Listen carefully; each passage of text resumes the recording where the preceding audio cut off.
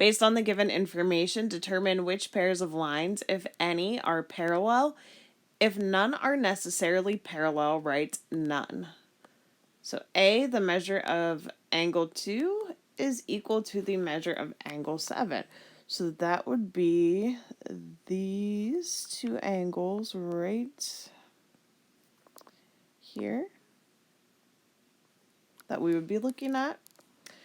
And if that were the case, then that would indicate that they are alternate interior angles. So that would mean that C and D are parallel, because those would be, that's the only way that the measure of angle 2 and 7 could be equal. So we would say that C is parallel to D.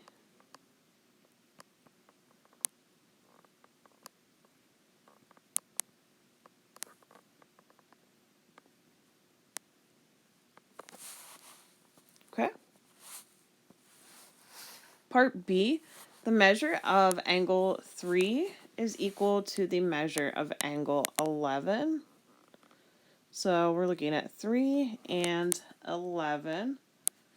Well, if this were the case, then E would need to be parallel to F. So we would say E is parallel to F. And that would also indicate that 3 and 11 are corresponding angles if they're equal. Okay. Next is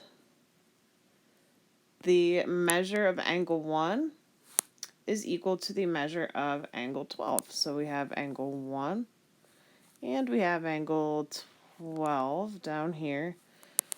Okay, so I see that there's no real relationship between these angles, no pair. So if that's the case, then it is not certain that either of these sets of lines are parallel lines. So we have to say none for C.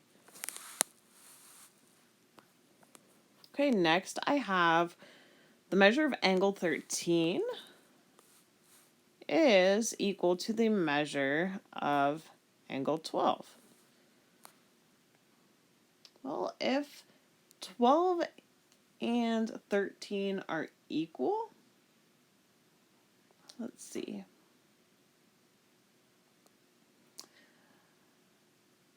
That would indicate that I have corresponding angles. So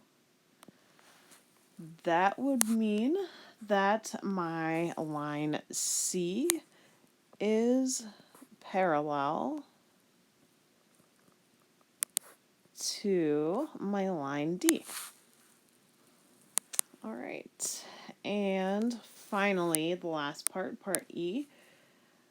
This says that 6 and 7 are supplementary.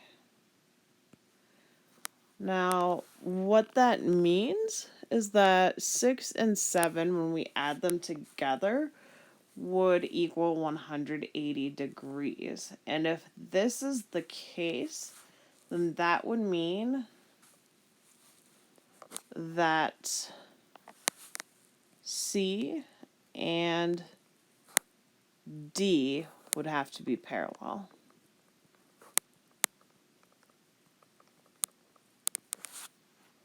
All right, and that is all for 933.